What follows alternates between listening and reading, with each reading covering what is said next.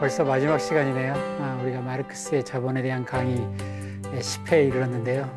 마지막이라고 특별할 건 없습니다. 삶의 자세가 원래 가던 길 쭉 끝에까지 가보는 겁니다. 끝을 의식하지 말고 가다 보면 끝에 이르는 거니까요. 사실 이번 시간이 끝나더라도 조금 더 읽었으면 하는 마음이 있어요. 당연히 짐작하시겠지만 제가 첫 시간에도 약속드렸지만 자본의 어느 부분까지 같이 간다라고 말씀드렸는데요. 저랑은 여기서 이제 헤어지지만 여러분들은 어딘가에서 이 책의 길을 계속 걸어가서 읽었으면 하는 마음입니다. 지난 시간에 마르크스가 우리를 아주 곤혹스럽게 하는 수수께끼를 하나 내고 끝났어요. 도대체 이놈의 잉여가치가 어디서 생겨났느냐라고 하는 거였는데요. 자, 이제 그래 나는 모르겠다. 마르크스 네 답은 뭐야? 라고 이제 물을 때가 됐습니다. 그런데 지난번에 이제 기억하실지 모르겠지만 자본의 정식이 있었어요. 자본을 마르크스가 M, C, M' 이렇게 나눴습니다. 그래서 우리가 이 문제를 어떻게 접근했냐면 MC로 한번 나눠서 보고 CM'으로 나눴어요. 다시 말하면 자본가가 돈 주고 원료랑 도구를 살 때, 그리고 그걸로 뭔가를 만들어 온 뒤에 생산물을 다시 판매해서 더 많은 돈을 벌 때 이렇게 나눴는데, 자본가는 도매상이 아니에요. 어디서 물건 떼와다가 그걸 비싸게 파는 사람이 아니라고요. 물건을 떼서 뭔가를 만든 뒤에 그 생산물을 파는 거거든요. 그렇기 때문에 이제 여러분이 화면에서 보실 것 같은데요. 자본의 정식을 조금 바꾸겠습니다. MC, M'이었지만 MC, C', M'이라고 C'를 넣었을 거예요. 무슨 말이냐면 자본가가 돈을 내고 M을 내서 상품을 사는데, 이것은 이제 원료나 도구겠죠. 이걸로 뭔가를 만든 물건이 또 있을 거예요. 상품이, 생산물. 그게 C'이고요. 그걸 이제 팔면 돈으로 들어올 텐데 그게 M'입니다. 이렇게 이제 쓰면 이제 구매하고 판매를 두 개씩 묶어서 나눌 수 있어요. 자본가가 처음에 구매를 했다 이런 것은 돈 주고 원료랑 도구를 샀다 이런 뜻이니까 MC 국면이 있고요. 그 다음에 나중에 생산물을 팔아서 잉여가치가 생겨났다라고 할 때는 생산물을 파니까 C', M'이 이제 판매하는 거죠. 이렇게 뗄 수가 있어요. 그런데 마르크스가 우리에게 문제를 출제할 때 전제 조건이 있었어요. 무슨 말이냐면 등가 교환이다. 사기도 안 되고 협박도 안 된다. 그래서 C'과 M'도 같아야 돼요. 가치량을 비교하면 그렇습니다. 가치량 비교를 하면요. 그런데 자본의 정식에 따르면 처음 투자한 것보다 나중에는 늘어야 돼요. 다시 말하면 M보다는 M'이 커야 돼요. 그러면 이제 이걸 다 정리하면 어떻게 되느냐. M은 M, C, C', M'인데 가치로 따지면 M하고 C는 등호. 근데 C하고 M하고 M'이 크니까 보면 C', M'이 등호인데 그 사이에 부등호가 성립해야 돼요. 이렇게 이제 써놓으면 가치 증식이 어디서 일어난지가 이제 눈에 들어옵니다. 뭐냐면 C하고 C' 사이가 지금 부등호가 생겼어요. C는 뭐냐면 자본가가 시장에 가서 원료랑 도구랑 이렇게 사왔을 때 자본가가 구매한 상품들이에요. C'은 뭐냐면 자본가가 판매할 상품들이에요. 그러니까 요 정식이, 새로운 변형된 정식이 의미하는 바는 뭐냐면 자본이 구매한 상품들 중에 어떤 애가 변해서 판매용 상품에서 가치를 늘리는 일을 했다라고 보여지는 거예요. 즉 C하고 C' 사이에서 부등호가 생겨났으니까요. 자, 자본가가 구매한 상품들 중에 뭔가가 있다. C에 뭔가가 있으니까 거기서 C' 생겨난 거니까요. 그런데 자본가가 구매한 상품들 중에 가치를 늘릴 수 있는, 가치를 늘어나게 만들 수 있는 상품이 있는가? 사실 좀 황당한 얘기예요. 무슨 말이냐면 세상에 어떤 상품도 사용 과정에서 가치를 늘릴 수는 없어요. 하지만 어쨌든 저 정식이 의미하는 바는 분명히 자본가가 사들인 상품에서 뭔가가 변화가 있었고 생산물로 가는 과정에서 부등호가 생겼단 말이에요. 그러니까 믿기지는 않지만 자본가가 구매한 상품 중에 그럴 만한 게 있는지 한번 목록을 보자고. 뭐 샀는지. 보니까 리스트를 보니까 자본가는 원료를 샀어요. 정말로. 그리고 도구를 샀어요. 그리고 노동력을 샀어요. 여기가 이제 포인트인데요. 무슨 말이냐면 앞서 제가 제작 현장에서 지난 시간에 잉여가치가 안 생긴다고 할 때는 사온 사람이 뭔가 물건을 만드는 것처럼 얘기를 했어요. 그런데 보니까 물건 만드는 상품이 있네요. 물건을 만들 수 있는 상품이. 이게 노동력이라는 상품인데요. 이 상품 좀 특별해요. 노동력의 가치를 늘릴 가능성이 있어 보여요. 왜 이런 의심을 우리가 할 수 있느냐? 상품의 가치를 뭐라고 우리가 정의했냐면 해당 상품을 생산하는 데 필요한 노동량으로 정의했단 말이에요. 즉 노동이 가치의 실체라고, 자연이 거저준 게 아니라 인간이 뭔가 능력을 발휘해서 노동을 쏟아 부어야 가치가 늘어난다고 했는데, 하필이면 그 노동력이라는 상품이 있고 이 상품을 사용하면 노동이 나올 것 같아요. 자, 노동력을 사용했다고 하니까 좀 독특한데요. 이건 현실적으로 노동자를 고용했다는 말이에요. 그리고 사람한테 일을 시킨다는 뜻이에요. 그러니까 노동력을 사용하면 노동자가 일을 하는 것이고, 그러면 일한 만큼 가치에 담기게 될 거예요, 상품에. 그러니까 분명히 노동력 상품과 잉여가치는 관계가 있다라고 우리는 생각할 수 있어요. 원료나 도구, 이를테면 면방직 공장에서 면화라든지 방추, 방적기가 갑자기 몸을 막 들어가지고 가치가 뿅 늘어나는 일은 없다. 자, 유일한 상품, 우리의 이제 혐의를 둘 만한 이 상품은 노동력이에요. 혐의를 둘 만한 근거도 있어요. 왜냐하면 노동이 가치를 만드는 거니까. 그런데 가치가, 생산물의 가치가 얼마까지 늘어나야 되느냐? 만약에 생산물의 가치가 원료값, 도구값, 딱 인건비까지 합쳐서 딱 들어가면 잉여 가치가 없어요. 100억으로 원료 사고 도구 사고 노동력 샀더니 판매물이 딱 그만큼 만들어졌다. 이러면 이제 자본가는 내가 미쳤냐, 일 왜 해? 이렇게 이제 되는 거예요. 그러니까 잉여 가치가 생기려면 분명히 원료 더하기 도구 더하기 노동력 더한 것보다 좀 더 나와야 해요. 그런데 원료와 도구는 늘어나질 않아요, 가치가. 자기가 몸을 늘릴 수 없어요. 그러면 딱 유일한 길은 노동력이 그 가치보다 더 많은 가치를 창출해야 해요. 바로 이제 여기서 노동력을 사용해서 노동력 가치 이상의 가치를 생산해내야 된다.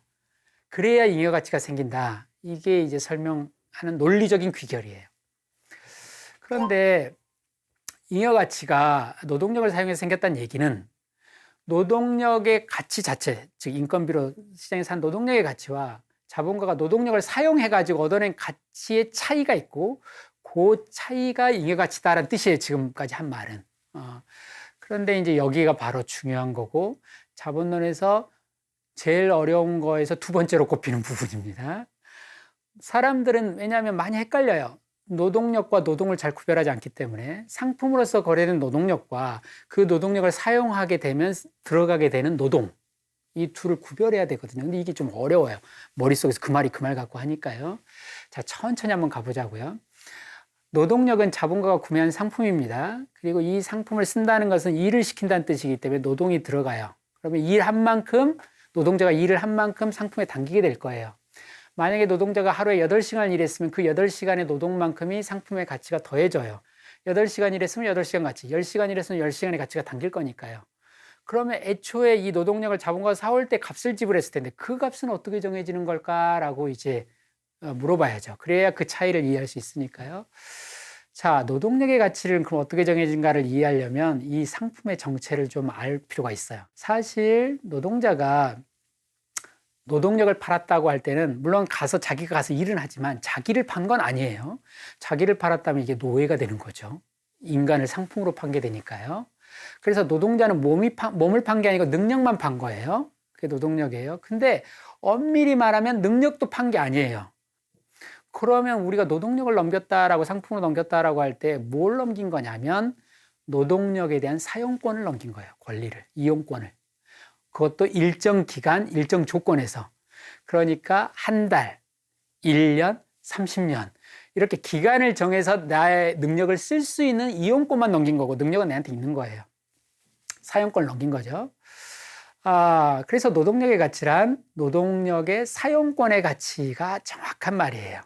그러니까 사용권을 넘겼다, 이 물건을 넘긴 게 아니고, 이런 상품들이 있어요. 렌트카라든지 이런 거 있죠. 진짜 차 소유권이 넘어가는 건 아니고 이용할 수 있는 거.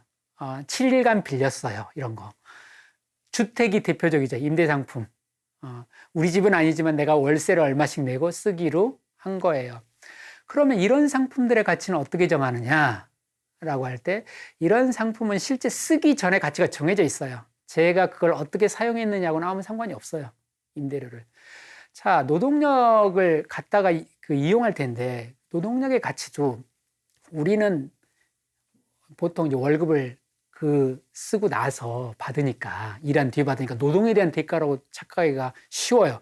그리고 일하지 않으면 너는 월급 받을 수 없어, 이런 말도 해요. 그러나 그런 거 아니에요. 노동력도 얘를 초임 고용할 때 연봉을 얼마 준다라고 정해져 있는 거예요. 그 사람이 그걸 월 말에 받았든 연 말에 받았든 아니면 연초 그냥 먼저 받았든 차이가 있는 게 아니라고요. 비유하자면 이렇습니다. 요즘 이제 집에서 수제 맥주 만들어 드시는 분들 꽤 있어요. 그래서 직접 담그는데 그러면 이분들이 어떻게 하겠느냐? 처음에 맥주 원액 사고 발효통 사고 효모 사야 됩니다. 꼭 효모가 사야 돼요. 그런데 효모 값은 어떻게 정하느냐? 내가 발효시켜 보니까 이게 발효 잘 안 되네. 돈을 안 주는 게 아니에요. 효모 살 때 줘요. 발효통 살 때 돈 내고 그 다음에 원액 살 때 내고 효모도 값을 누룩 값을 냅니다. 효모 값은 이미 치른 거예요. 효모가 나중에 얼마 일했는지 하고 좀 다른 얘기예요. 즉 효모의 값은 효모가 하는 일이 아니라 효모를 생산할 때 효모 생산업자가 생산할 때 드는 비용 똑같아요. 상품으로 사회적 필요 노동이라고 하는 거. 그러니까 노동력도 이 능력을 생산할 때 내가 하루 일을 하려면 이 하루의 일을 할 힘을 생산해내려면 어느 정도나 필요한가 이것으로 정해지는 거지 그 능력으로 그래서 뭘 했는가로 정해지는 게 아니란 말이에요. 마르크스는 이런 비유를 썼어요. 기수가 말을 타는데 말에 필요한 여물의 양, 말이 자기를 하루 동안 자기 에너지를 생명의 에너지를 생산할 때 필요한 여물의 양이 있을 거라는 거예요. 그것과 말이 기수를 몇 시간 태울 수 있느냐는 딴 문제다라고 이렇게 말을 했어요. 그래서 여기서 이제 말의 힘을 낼 때 여물의 양이 바로 노동력의 가치를 말하는 건데요. 이 여물의 양에 해당하는 가치와 말이 기수를 태우는 시간 이것은 말이 이제 생산한 가치인데 차이가 있다라고 말합니다. 참고로 마르크스가 동물 비유를 참 많이 해요. 자본에서. 여기에는 여러 가지 생각이 있는데요. 한편에서는 노동력으로 사용되는 순간 부분적으로 노동자에게 탈린격화가 일어난다라는 뉘앙스를 풍기기 때문인 것 같아요. 그러니까 말이라든지 소라든지 이런 비유를 자꾸 씁니다. 마르크스가. 제가 지지난번 강의를 할 때 지지난 시간에 상품이 되는 순간 인격 상실이 나타난다 이런 표현을 썼습니다. 그러니까 노동자의 입장에서 보면 자기가 물건을 생산하는 과정이지만 자본가의 관점은 자기가 사온 상품들을 소비하는 과정인 거예요. 지금 하자면 아까 그 수제 맥주 얘기를 했지만 여러분들은 아마 수제 맥주를 만들 때 이렇게 말할 거예요. 친구한테 내가 수제 맥주 만들어서 먹으러 와 라고 말하면서 어떻게 만들었어? 그러면 내가 효모랑 맥주 원액 사가지고 한번 만들어 봤어 라고 내가 만들었다고 말합니다. 효모가 만들었다고 안 해요. 내가 얘들 사서 만들어 본 거야. 자본가도 똑같아요. 내가 자재랑 인부 사서 이 아파트 내가 줬어. 요게 자본주의에서 노동력이 상품으로 거래될 때 일어나는 일들이에요. 어쨌든 효모 사올 때 드는 비용과 효모가 한 일의 차이가 있다. 이것이 잉여가치다라는 거예요. 더 일을 많이 했다는 얘기죠. 사왔을 때보다. 자, 요 말을 하는 순간 우리는 조금 이 자본주의 사회가 이제 무서운 일이 벌어질 거라는 걸 예감할 수 있어요. 무슨 말이냐면 잉여가치가 노동력을 사용해서 얻은 가치와 노동력의 가치의 차이라면 내가 시장에서 이 사람 인건비를 얼마 주겠다 하고 데려온 것과 이 사람을 어떻게 썼느냐의 차이라면 자, 사온 돈은 정해져 있어요. 그럼 잉여가치는 어디에 달려있냐면 내가 이 사람을 어떻게 부리느냐에 달려있는 거예요. 최대한 많이 부릴 때 물론 망가지면 안 됩니다. 우리 집 고장나면 원상복구, 렌트카 고장나면 다시 복구해야 되듯이 망가뜨리면 안 돼요.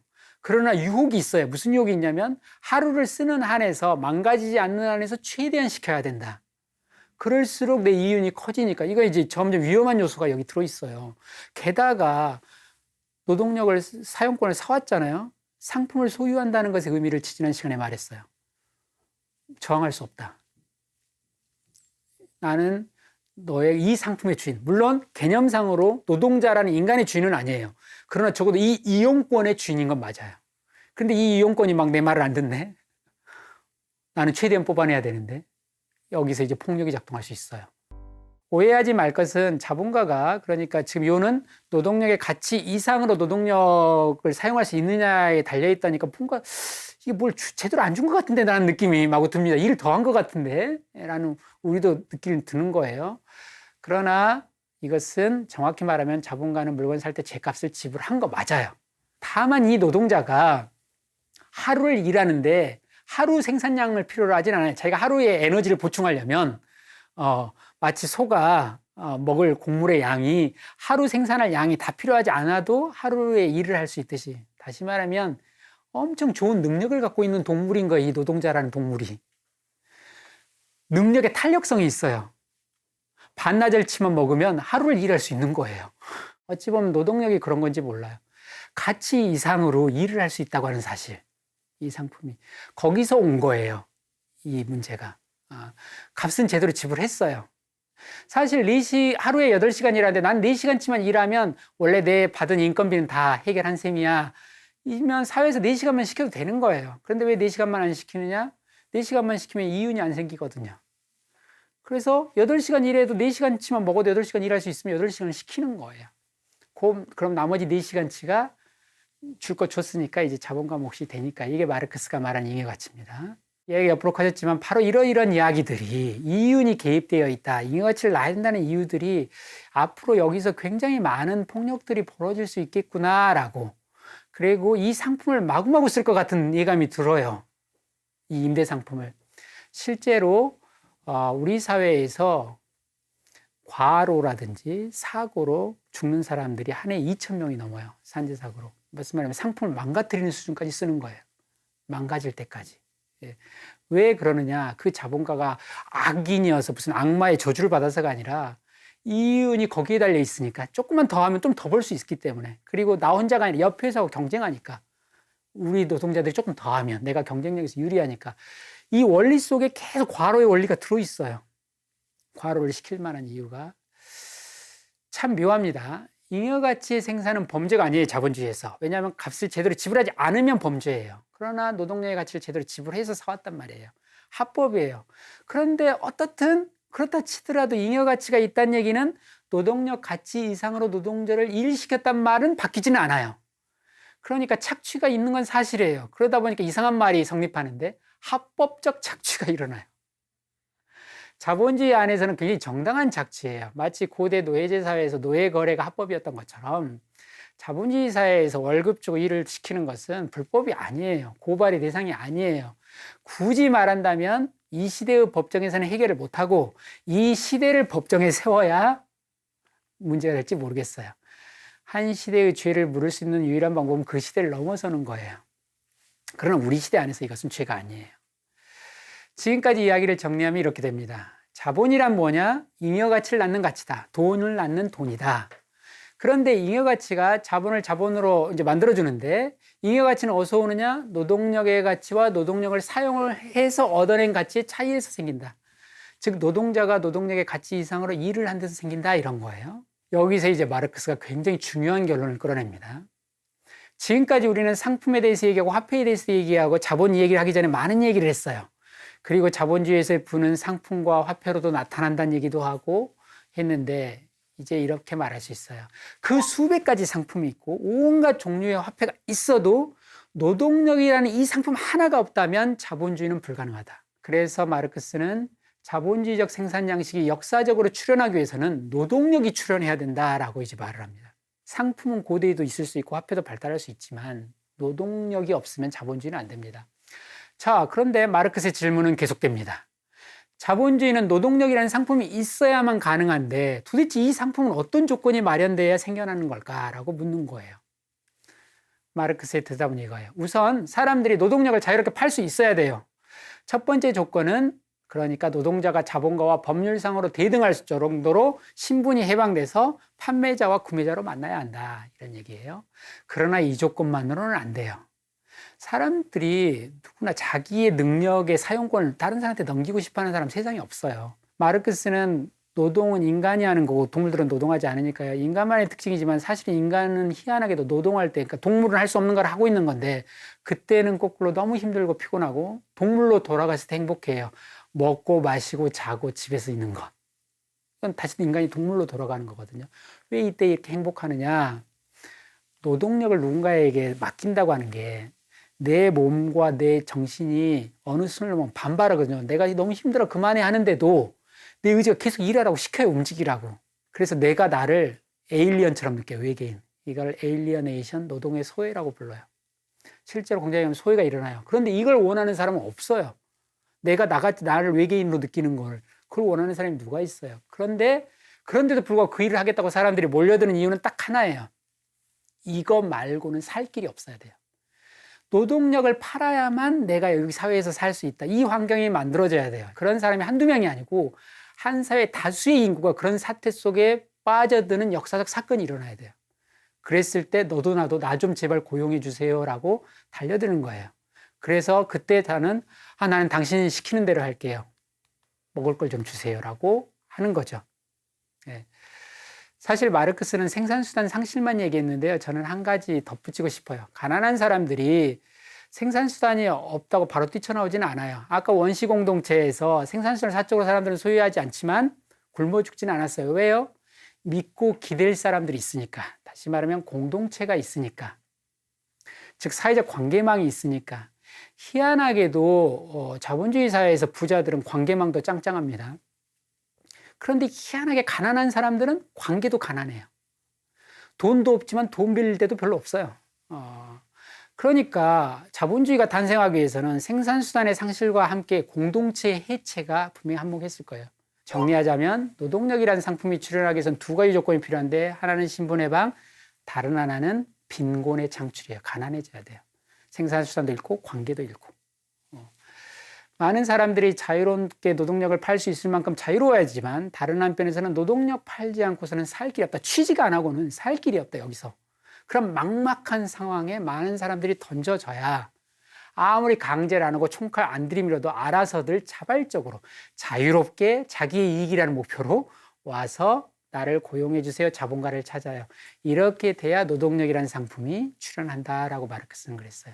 그래야 자본주의가 생겨날 수 있다. 사실 굉장히 씁쓸한 얘기예요. 왜냐하면 우리 시대의 가치, 자본이 생겨나기 위해서는 신분해방만 필요한 게 아니라 빈곤이 필요하다는 얘기예요. 마르크스가 나중에 쓴 표현을 쓰자면 빈곤이라고 하는 거는 부자들의 보물광산이라 그랬어요. 자본주의가 형성될 때도 그렇고 노동력을 팔아야만 사니까. 사실은 요즘도 대체로 그렇습니다. 먹고 살 거 없어서 살겠다고 발버둥 치는 사람이 많을수록 부자들은 돈 버는 방법을 쉽게 찾아요. 우리나라가 세계에서 부자 생성 속도, 메릴 린치 증권에서 예전에 세계 아시아 태평양 지역 부자 보고서를 한 걸 냈는데 금융 가처분 소득 100만 불, 한 10억 정도를 가진 사람들이 생성되는 속도가 제일 빨랐을 때가 2000년대 초반이에요. 그때는 세계 1위였어요. 부자 생성 속도. 그때가 모든 국민들이 가난하다고 힘들다고 IMF 이후에 허리띠를 졸라맨다고 했는데 가난한 사람이 많을 때 그때 싼 자산도 많이 나오고 부자들이 돈을 챙기기가 아주 좋아요. 지금도 어디선간 그럴지 몰라요. 지금이 돈 벌 기회라고 생각하는 사람. 참 씁쓸한 얘기예요. 빈곤의 창출이 부의 창출이라고 하는 것. 자, 이렇게 해서 자본의 2편 마지막 장면에 이르는데 이 장면이 제가 2강에서 말한 그 장면이에요. 이제 노동자가 노동력을 팔러 온 거예요. 화폐자산가, 자본가가 될 사람들이 돈을 들고 왔고 노동자는 노동력을 들고 왔어요. 그런데 마르크스는 이제 알아요. 이 사람이 어쩌다가 노동력을 들고 여기 왔는지. 그냥 겉만 보면 누가 총칼 안 들이밀었고 자기가 취업하겠다고 왔고 자기가 고용계약 썼고 법으로 보장되어 있어요. 갑을이 다 평등하다고 되어 있어요. 그리고 경제학자들은 말해요. 윈윈이라고. 하지만 노동자가 살 길을 왜 이렇게 찾게 됐을까? 다른 살 길이 아니라 누군가한테 나 좀 써주세요라고 왔을까라는 조건을 이 말을 안 보여준다는 게 이 장면은. 이 장면은 그냥 모두는 법 앞에서 평등하다만 보여주고 모두는 인권이 보장된다만 보여줘요. 그러나 우리는 알아요. 이 노동자가 어떤 조건에 있었기에 노동력을 팔러 왔는지. 자본가의 잉여가치, 즉 이유는 그가 노동력 가치 이상으로 뽑아내는 거에 달려있다는 것도 이제 알아요. 그래서 이 거래가 끝난 뒤에 어떤 일이 일어날지 짐작을 약간 할 수 있어요. 폭력을 예감할 수 있어요. 이 사람은 이윤이 달려서 온 사람과 먹고 살 길이 이거밖에 없어서 올린 사람이 계약을 맺었고 이 계약이 겉으로는 법 앞에서는 평등해 보이지만 이것이 굉장히 구조적으로 불평등할 거라는 생각을 이미 하고 있어요. 이 다음 장면이 이제 살벌할 것 같은 느낌이 막 드는 거예요. 그런데 이걸 뛰쳐나오지 못할 것도 알아요. 살 길이 이거밖에 없으니까 이 노동자가. 이게 다음에 공장으로 들어가는 거예요. 사실 마르크스는 프랑스의 인권선언을 별로 좋아하지 않았어요. 많이 법 앞에 평등하다, 인권선언이 펼쳐지고 자유, 평등, 이익 이런 말 정말 좋아하지 않았어요. 왜냐하면 이렇게 시끄럽고 사람들이 뻗들어대고 법에 나온 거 이런 거는 사건의 장소가 아니라고. 소란스러운 것을 보면 정말 사건이 일어난 걸 놓친다고. 눈을 엉뚱한 데 보면 안 된다고. 내가 보기에는 조용한 거, 사람들이 노동자가 자본과 거래하면서 노동력을 딱 하는 순간 안색이 변한다. 여기는 소리가 안 나요. 그늘만 졌어요. 여기에 무언가가 있고 이들을 따라가야 우리는 자본주의가 도대체 어떻게 굴러가는 건지를 알게 될 것이다. 그런데 앞에 나가는 사람은 새로운 사업 전망 때문에 다 어깨를 펴고 성큼성큼 빨리 할 일이 있으니까 가는데 뒤에 사는 사람, 뒤에 따라가는 사람은 등가경을 했는데도 주춤주춤 걸어간다. 이 눈, 제가 이게 자본 시작할 때 저는 이 눈을 존경한다고 말했는데요. 법칙으로 보이지도 않고 눈에 들어오지 않는 이 그늘을 본 눈이요. 과연 마르크스가 이들을 따라가 본 게 뭘까? 저는 여러분하고 이걸 같이 보게 되지는 않을 것 같아요. 오늘 마지막 강의고 이제 끝에 이르렀는데요. 참 좋은 거를 참 좋은데 어떻게 설명할 길이 없단 말을 알 것 같아요. 이 안타까움이 정말 좋고 여러분이 이 책을 쭉 읽어나가고 혼자 힘들 거예요. 같이 읽어나가셨으면 좋겠어요. 저는 여기서 이제 손을 놓겠습니다. 감사합니다.